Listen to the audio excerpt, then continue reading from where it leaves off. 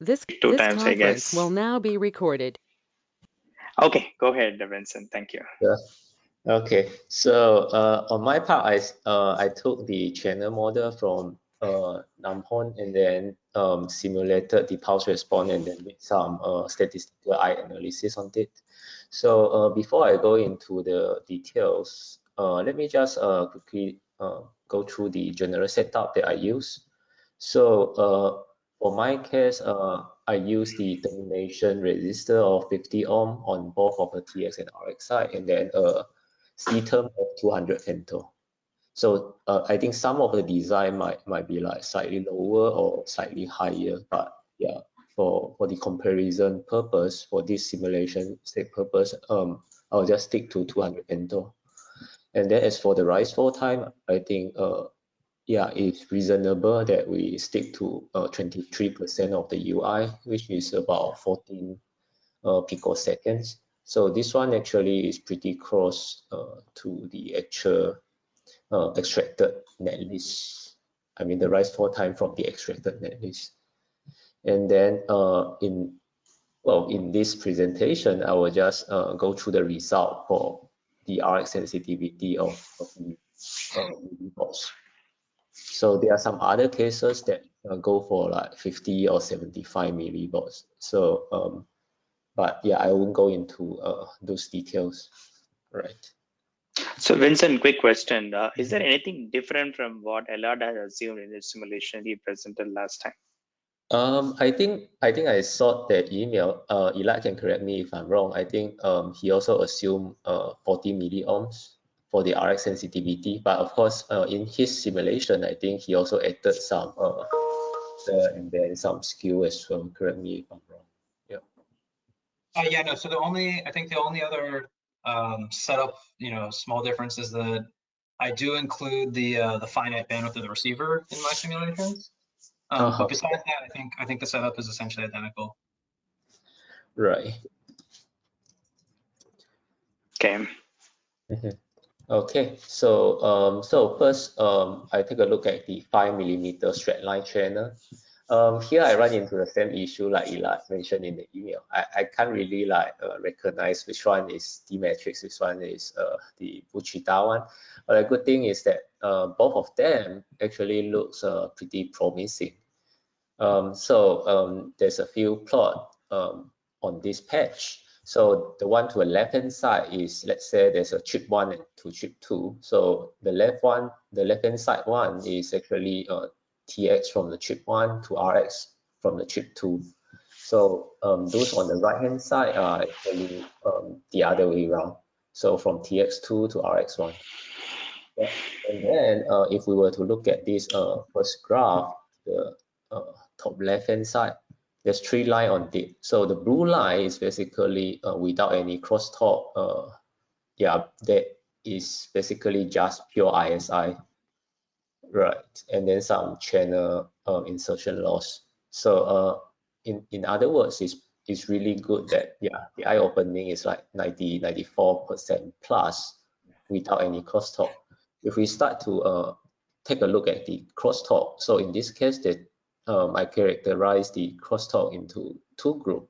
One is far end, the other one is near end, and then add them in one by one.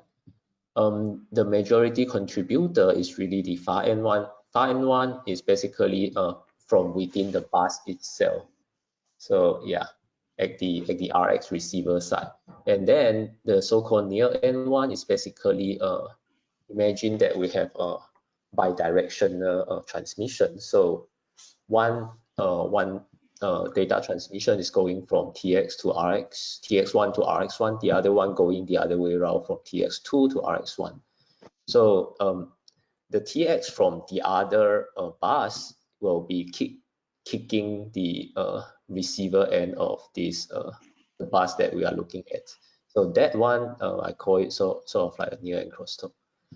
Yeah, I suppose there's a common terminology to call it that way, but yeah, nonetheless, just to clarify a bit.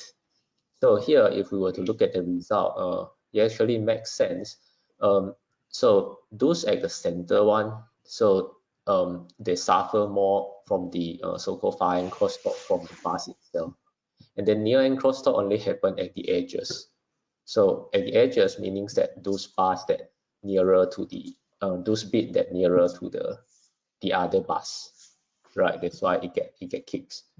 So if you are following my cursor, I wonder if I can draw anything on this one. No, don't think I can draw anything on this one, but nonetheless. So we can follow your cursor, Vincent. Oh yeah, okay. So if you look at this one to the left hand side, very left hand side, bit 0, there's pretty much like no near end crosstalk. And then at bit, I think bit 7, it has maximum near end crosstalk, and then same thing happened for the other half as well. So bit 15 has the larger near end crosstalk, but bit 8 and 9 basically don't have any near end crosstalk. That the reason being, I think, especially for the D matrix design. So this bit 0 to 7, they actually separate into one bus, right? So it let me see if I can just pull out this one. So this one might be clearer to shows what I'm trying to say. So basically, these edges is 0.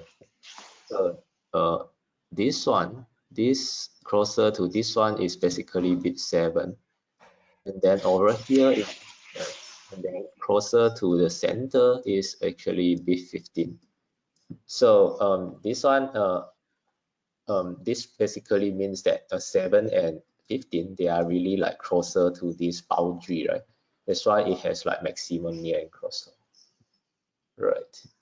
So if I were to go back to the slides just now, that is why you see a maximum kick over here, and yeah, that totally makes sense. But nonetheless, the worst case eye opening I capture here is around 85%, right? So this one is without any skew and stuff like that. If we were to take a closer look at the skew, this plot below it is actually the skew. So the number here is actually with respect to the clock. So negative number basically meaning that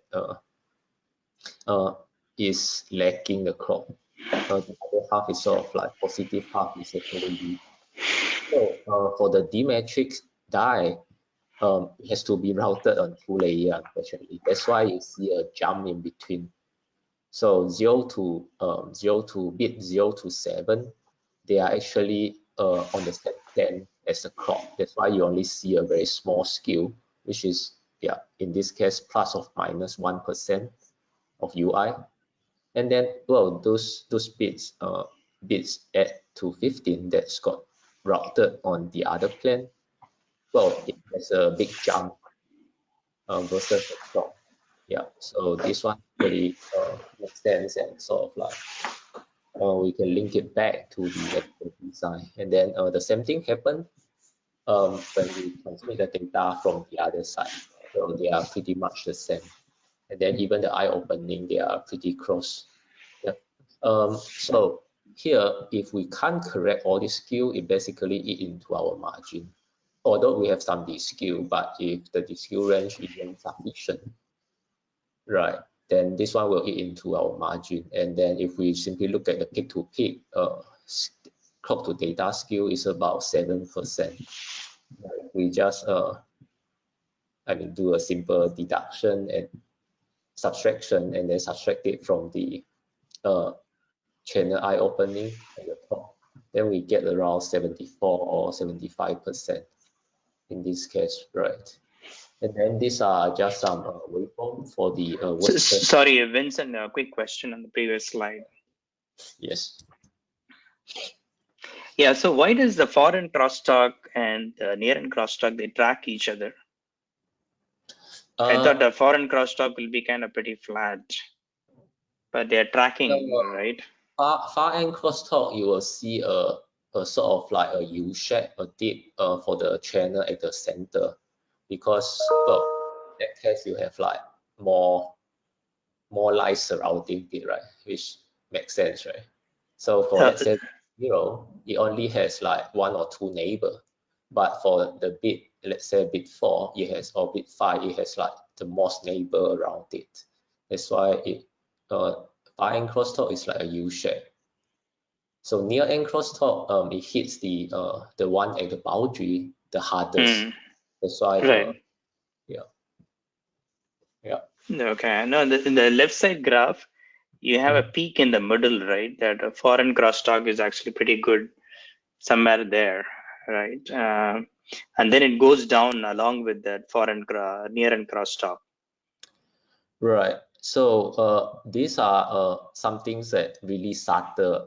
I'm not sure I have a good answer for it, because the number are small enough that it's within 1%. It might not make much sense in this case, unless the Okay. number is like really big.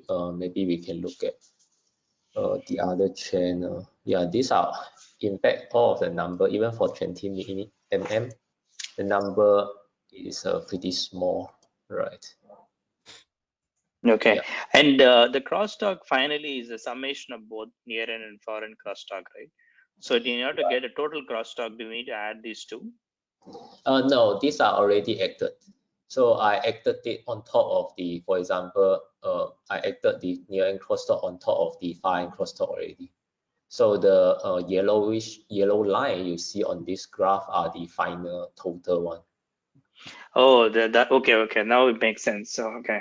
Yeah. So it's sort of like it start with no crosstalk, basically ISI and insertion losses only. You get around 94, better than 94%, and then I start adding in the crosstalk for the far end. Then it drops to this red line, and then I keep adding the near end crosstalk, and then it dropped to another point. All right.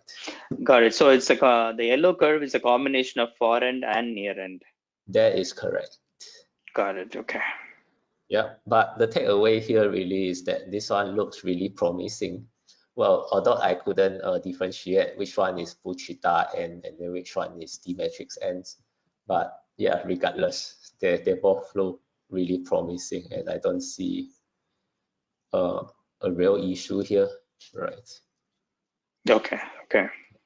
And this one is just the actual waveform for the worst case channel. I mean, in two directions. Right? So in one direction, the bit 9 is the worst case. On the other direction, bit 7 is the worst case. And then here are some of the actual power response, and then the actual I. So I don't spot any issue on this one. Yeah, so I just included it for completeness. Yeah, and then again, if we were to look at the 20 mm straight line, oops, okay. Things it is slightly worse, like a few, no, sorry, this one 20 mm straight line, it is slightly worse than like 3 to 4% worse as compared to the 5 mm line, but nonetheless the eye opening still like really healthy. So before subtracting the skew, we got like more than 81% eye opening. Even if we were to like assuming like 7 to 8% of peak to peak skew uncorrected, we still have like 73 or 74%. I think the 74%, I think Elad also get a similar number as well, right? Yeah, I'm looking at it now. I think I got, this is a 20 millimeter channel, right? Yes. Yeah, so I think I got 71.6. That includes on the worst one. That includes the low pass filter. Right. As you said, I don't know if we have like the links pointed the same direction at the moment, in the sense of, as you said, I don't know which one's which. And so, I sort of also tried a couple of options with which direction is transmitted, which direction is received. So I think this is the one that's supposed to exacerbate, sort of the near end crosstalk a little bit more, but it's similar enough that I think I'm not, this all correlates well. That's good. Right. And so Vincent, do you have a simulation results on the clock alone? How does clock compare with without the data DQs? I don't really have that, right? Yeah, I can pull that one up. The clock, what I was seeing on the clock jitter for this particular scenario with a 20 millimeter was about 1.6% of UI.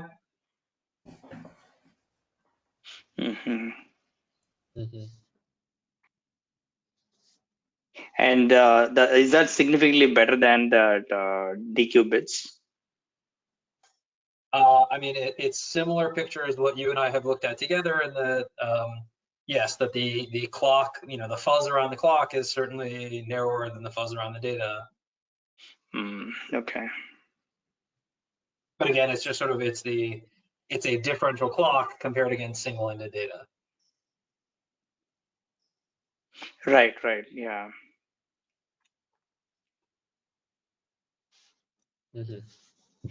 Like if you run the clock lines as data, then they look basically as bad as the datas do. Sorry, say it again, Alan. I was just saying, if you run the clock lines as data, they basically look as bad as the data does. Oh, it's because of differential action that you're saying that's improved significantly. Exactly. It's just the differential that makes it look better. Okay, pretty interesting. Okay, and you are doing a statistical simulation, right? Which there is no pattern for it. How do you simulate the clock for in that case?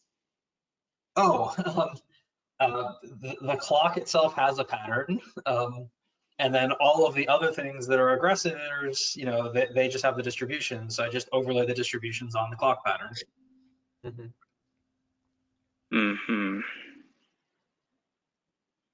So the clock has a bit pattern that you transmit, like a clock pattern. I mean, everything I do, I compute statistically in the sense of rather than having a distribution for the cursor, I say, okay, yeah, it's half 1, half 0, or half -1, and then I just overlay the distributions of all the other taps on top of that. Oh, okay.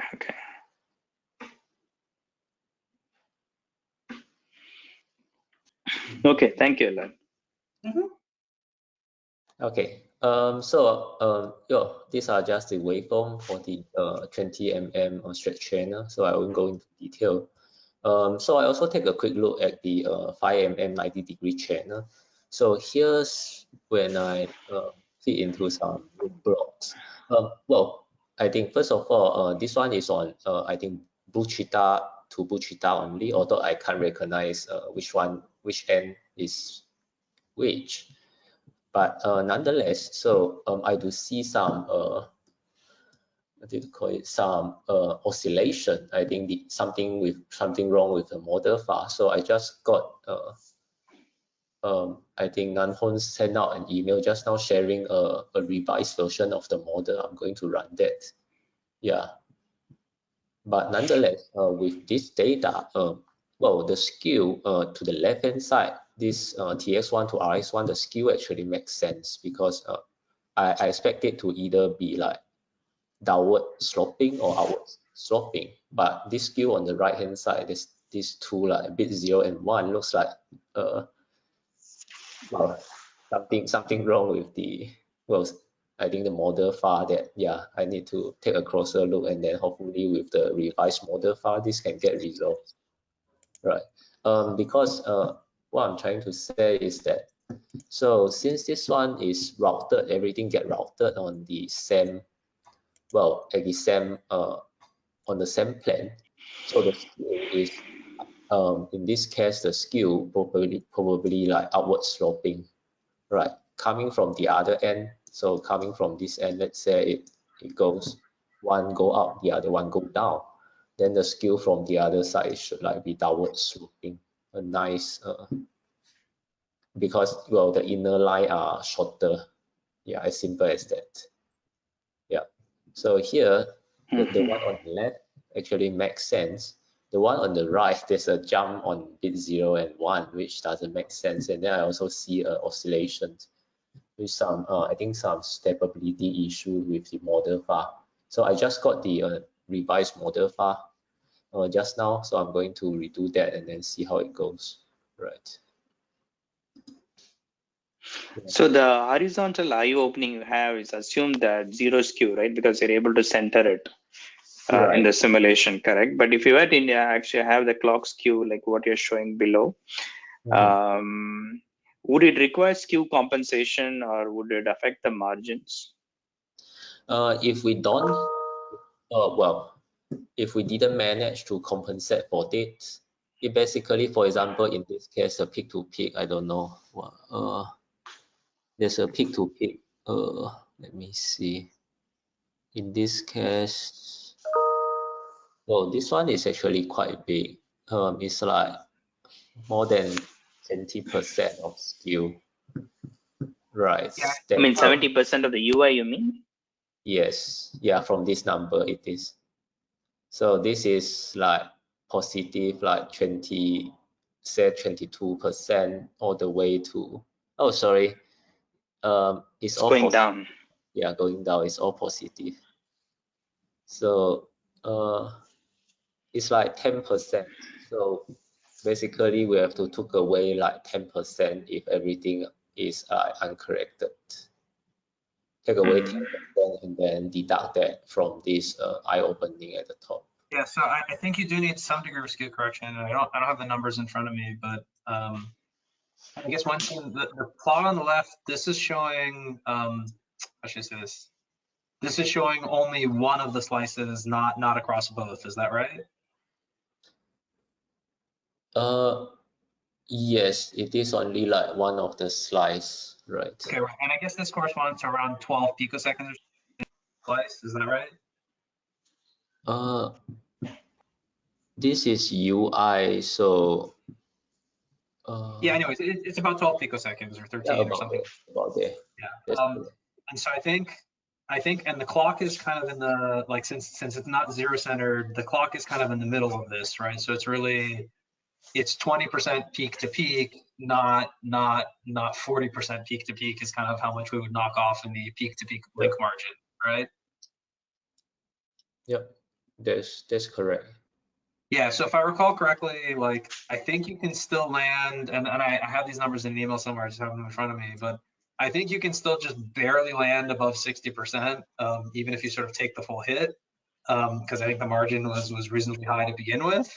But I'll double check the number. And but yes, I think you probably do want some degree of skew compensation just to sort of buy yourself back. Even if you bought like half of it back, then you're in pretty good shape. Yeah. I guess maybe so, this is specifically, I'll just mention this to Cash. This is a 90-degree bend, so there are ways to make that happen too. Yep. So same thing happened for 20 degree. I mean, no, 20 mm 90 degree. Right. What would I say? Yeah, 20 mm 90 degree. So yeah, same thing as well. So one upwards sloping, the other one should be downward sloping. But yeah, looks like there's some issue with the first two bits as well. Yeah. So I'm going to revise it with the model file. I mean, a revised model file, and then see if that actually fixed the issue.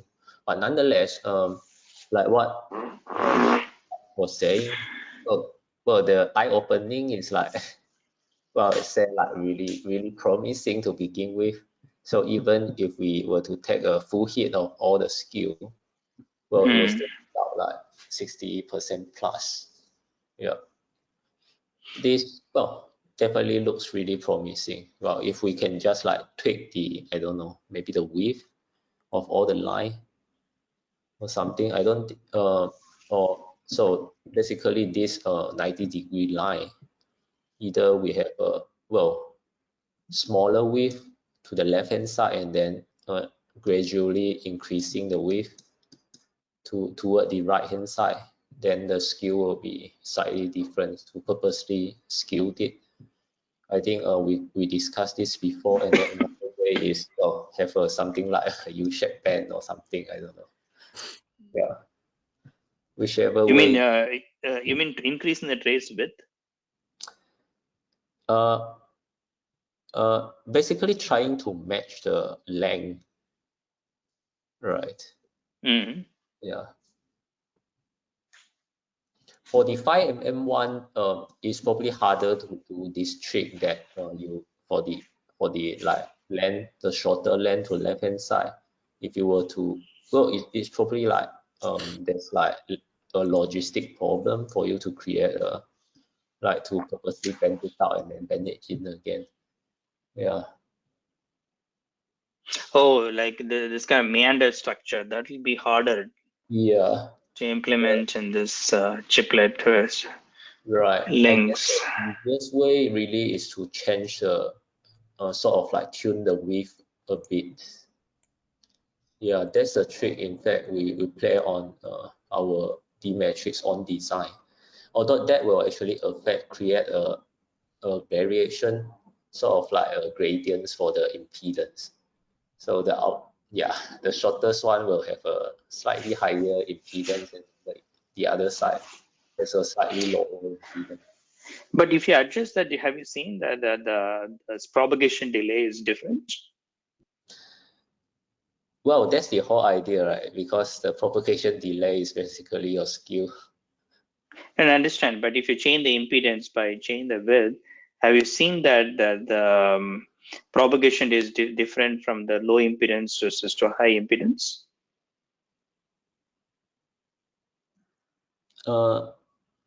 Yes, so that will effectively change the skew. Okay, that's interesting because it shouldn't. I mean, I wouldn't expect to change. I mean, the propagation delay to be different because they're decided by the dielectric, right? The root epsilon r. But if you're saying it's changing, that's interesting. The way I look at it is sort of like a RC kind of like. Oh, okay. No, if you're in RC, yes, it will change because the capacitance changes. But these are acting as a transmission lines, LC transmission lines, right? Yeah, we can try that, but I'm not sure how much we can get back from that, right? right, that's what I'm thinking. How much would it, with an interesting idea, but I think it'll act more like an LC transmission line than RC. But it's we can experiment with that idea and see if that. I mean, if that works, it's great, right? It solves the problem elegantly. Yeah. But yeah, I suspect for 5mm one, there's probably like less room to play around. I mean, play with. Yeah. And also the cross, I mean, the skew is same as a 5mm and 20mm, is it? In your curve, both of them is about the peak skew is about the same. Yeah, which makes sense. Yeah. But it's just talking about the term, right? Once you're straight, then if you just extend the straight part. Right. It's just only the vertical length is changing. Yep. Yeah. Interesting. So I will rerun the simulation with the revised model, see how it goes. Then yeah, in that case, I will send out the data through the email. Yeah, and by the way, maybe just to prefetch a little bit, as far as I can tell, the 20mm one is clean in terms of not having the instability. I think the 5mm one still has it. I see. Okay, I will focus on the 20mm one first then. Well, I mean, feel free to, or rather, it is a good idea to rerun the 5mm one in case, somehow I'm doing something wrong that's causing the instability. Sure. Yeah. But maybe, but just to let you know so that, you're not surprised if it does happen. All right.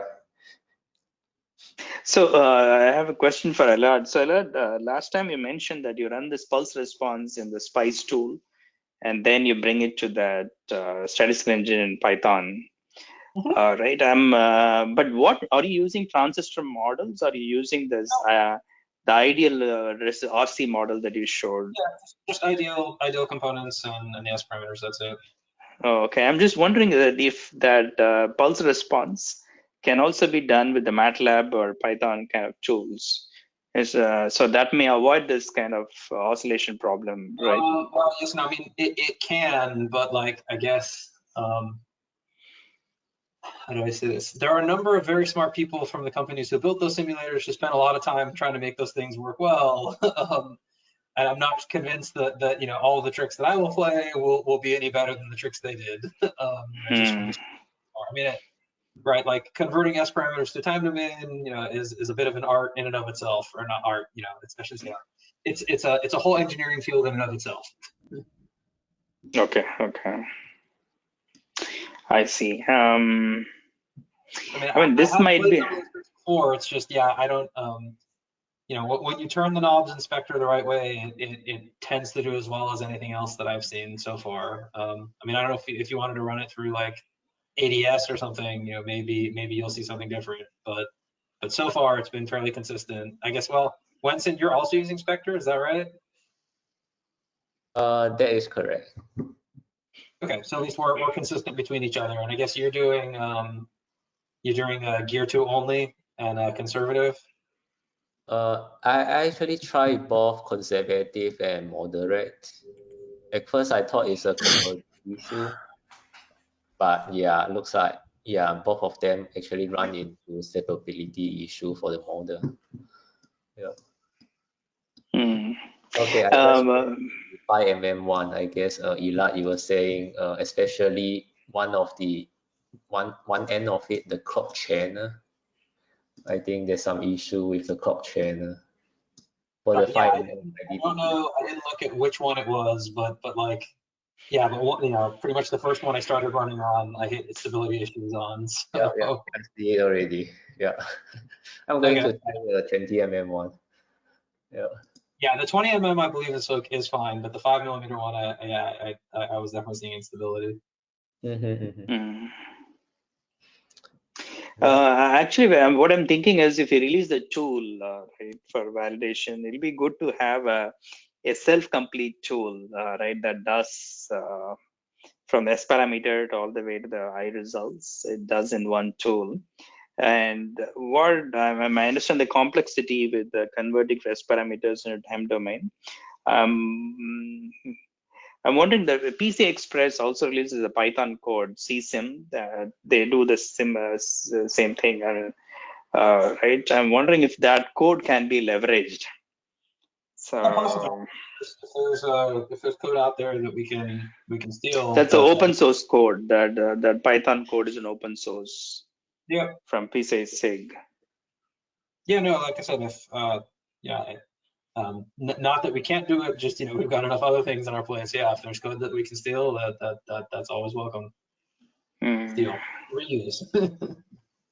Yeah, I mean, yeah, let's discuss this offline.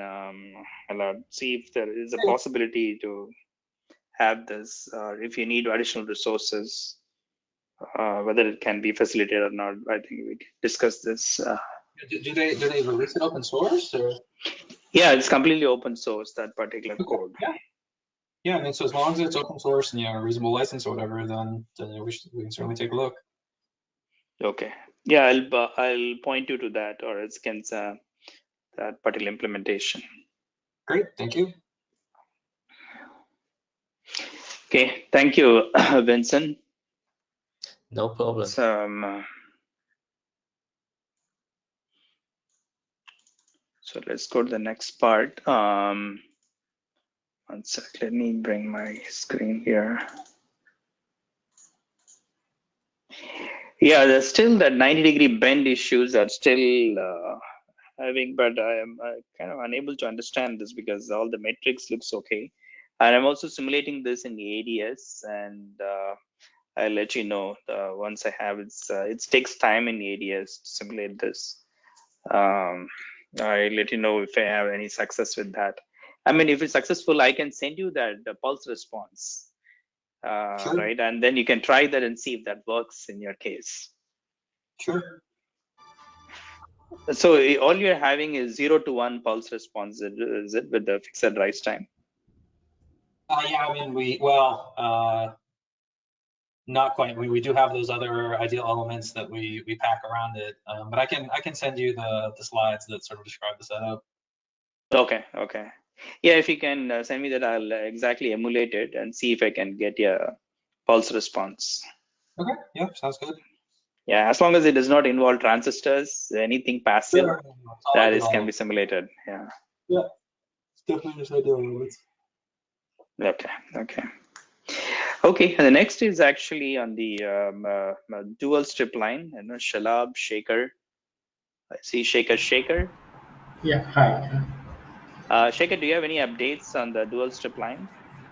Yeah, we had simulated for the three different channel lengths and we got the S parameter results.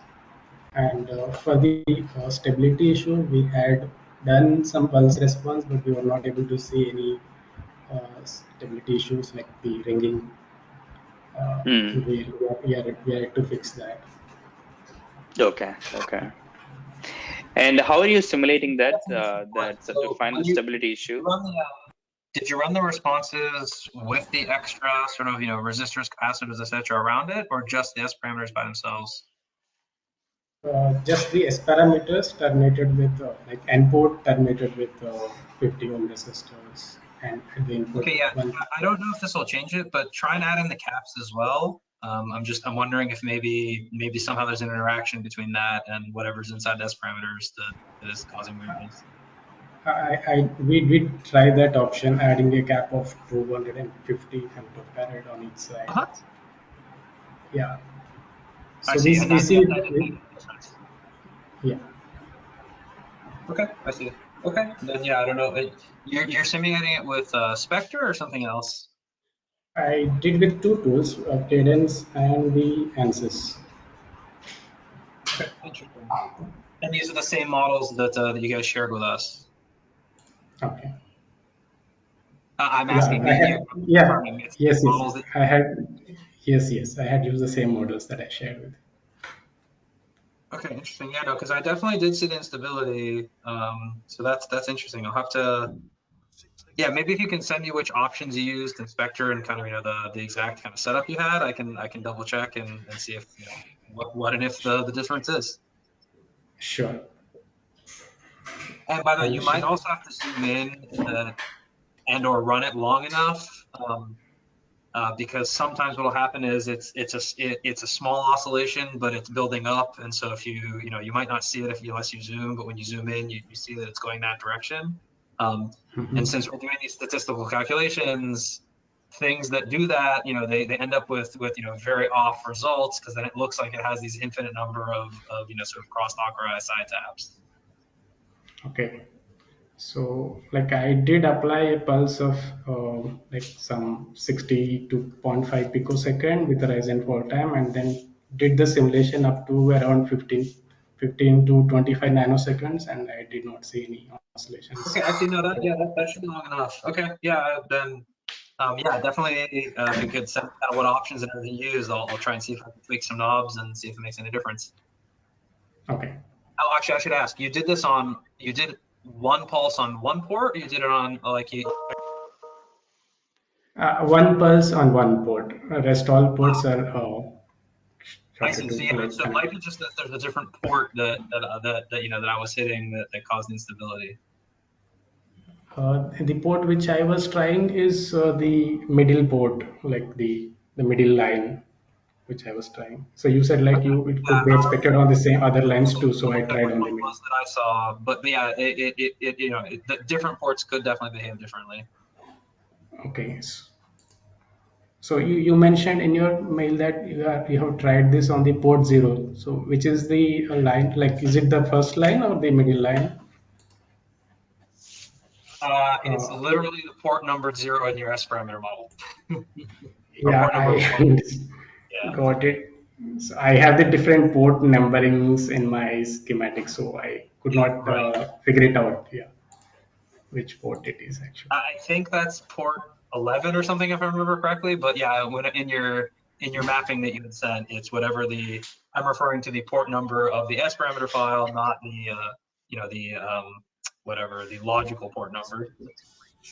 Okay. Okay, got it. Maybe I'll double check it. Maybe I'll do it on all the lines and then see. Yeah. Sounds good. So Okay. Anything else, Shaker? the results of the we did do the simulations for the 30 micron height of the substrate. So for 3 different channel lengths, I do have Okay. the results on the slides. Do you want to talk about now? Maybe later on, it's fine. I have them. I can share those slides with you in the same folder No, that you if you're have ready, given we anyway. can talk about this. We have some time. Sure, So I you can can share. let me make you the presenter. Yeah. Yeah, go ahead. Yeah.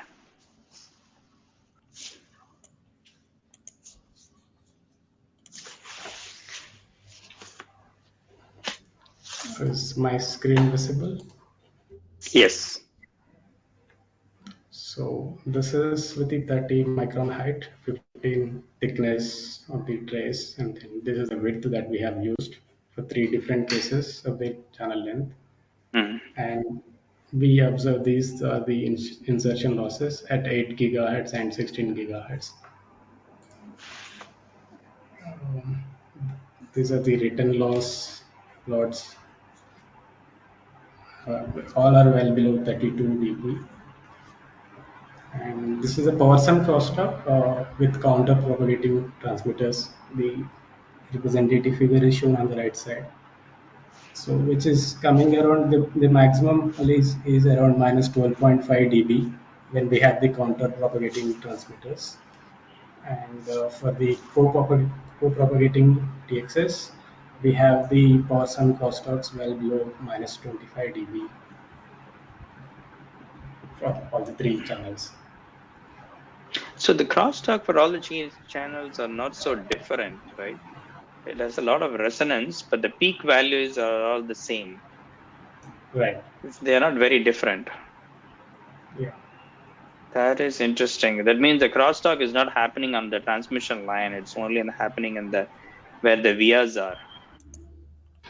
Okay, I do not use any vias, just the lines Hmm.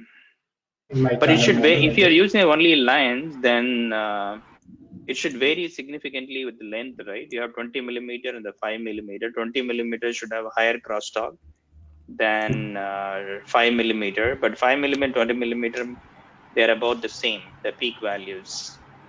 Yeah.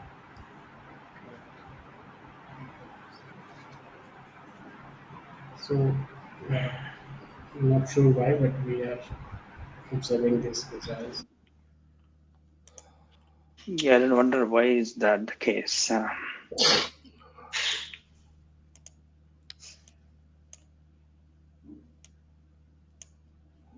Okay, can you also send a screenshot of your simulation, the test structure simulating in the HFSS? Sure, we'll do that. Yeah. Okay, that's all I have.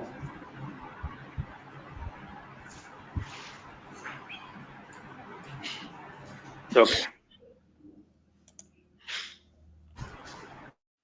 And also, did you verify the power sum calculation? How you are calculating the power sum? Is that correct?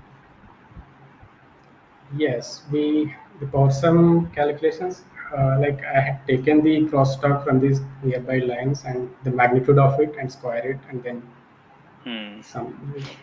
Maybe Yeah. you want to plot the individual crosstalk, right? Just to make sure that everything is right. If you plot the individual crosstalk, how does it look like? Does it vary with the length, or is it similar? I need to check that. Right? Yeah. You may want to check the individual crosstalk. Okay. Understood. Okay.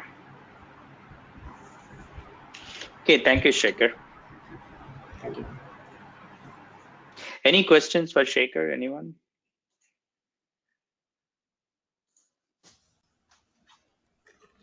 Okay, let's go to the next one. The next item is actually, I want to give an update on the interop package where we are. So right now the Namoon has completed feasibility part, right? We can wire between the D matrix and the blue cheetah files, bidirectional 16 bits. So, and then the SI looks great, both from Allard and Vincent simulation. The SI looks great. The next part is really the PI, that whether the PI is also fine. I believe it'll be fine, but we need to sanity check the PI part. And then the third step is actually the layout. So we need to get into the layout and do the final package design, putting all this the different test sites we talked about, the 6 different test sites. And I think we can get started in about 2 weeks' time. Still, we need to decide who will be doing that. And I've been discussing with DJ and Bobby on this, and we'll figure out a plan, and then we'll get started in a 2 weeks' time. So I believe still we'll be on track for July. We should be able to complete this by July. And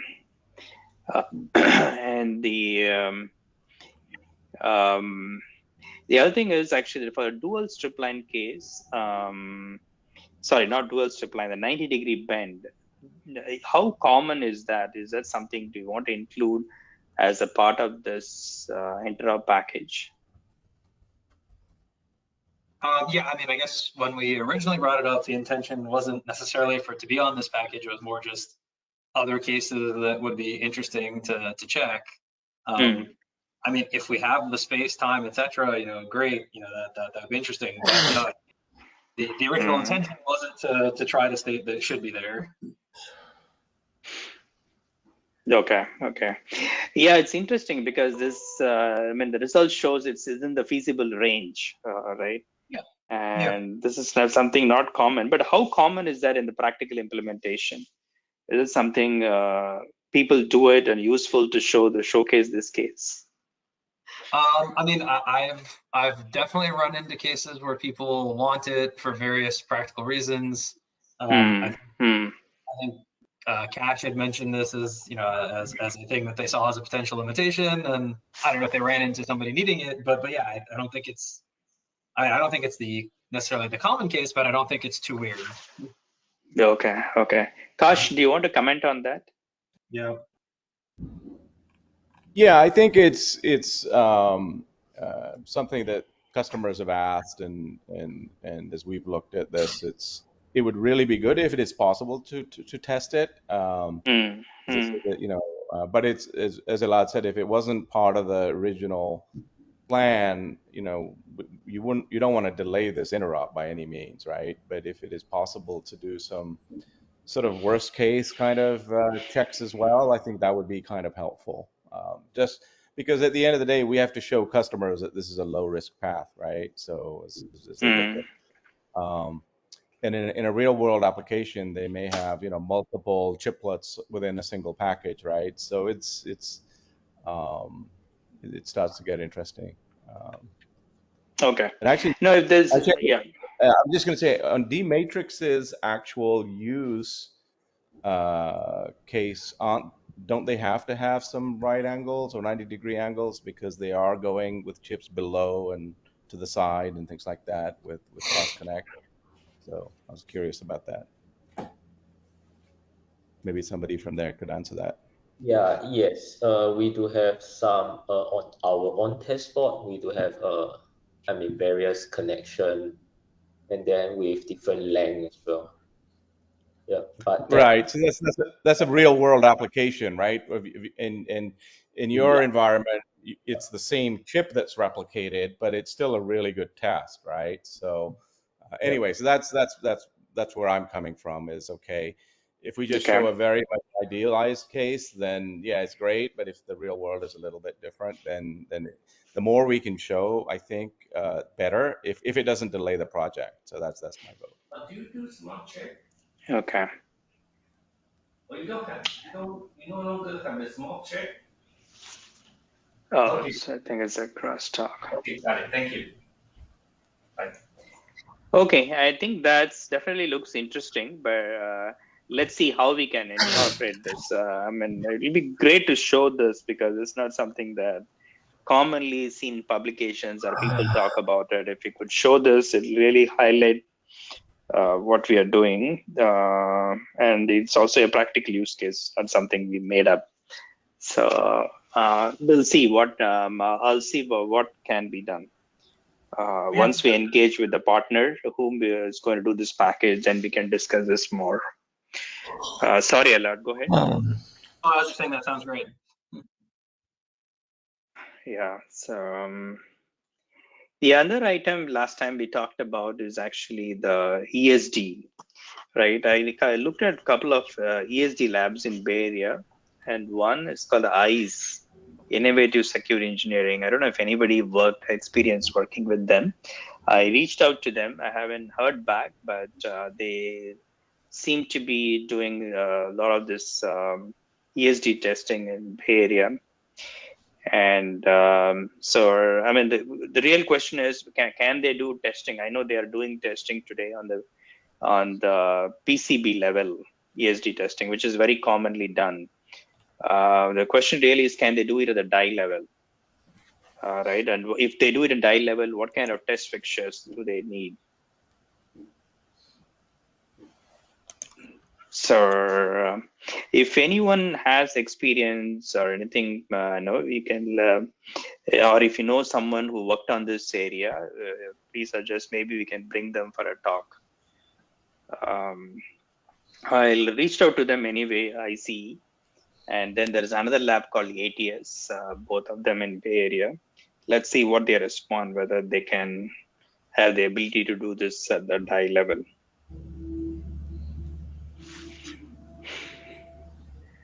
Anyone has any comments on this?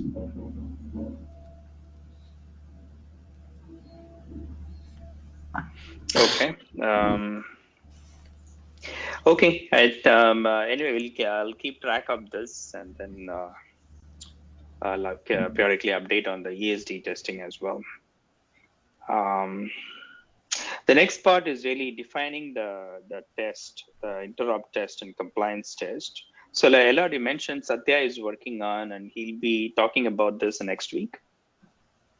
Nominally, yeah. I don't know if it'll be next week, or I need to double check on the schedule. But yes, he signed up for giving discussing that within the FI working group. So that'll be in the 9 o'clock meeting, correct? Yeah, and like I said, I need to double check if that's next week or sometime later. It was originally, well, it's a couple of different original schedules, but yeah, it got pushed out. Okay. Yeah, I think that'll be good once we know what needs to be done, and then we can plan the PCB and the infrastructure for that, for testing to make that happen. Okay, yeah, sounds good. Okay, I think that's all I have. So anyone has any other opens? Okay, if no other opens, you have 3 minutes back. Thank you, everyone. Thanks, everyone. Talk to you next week. Bye-bye. Bye. Thanks and bye-bye.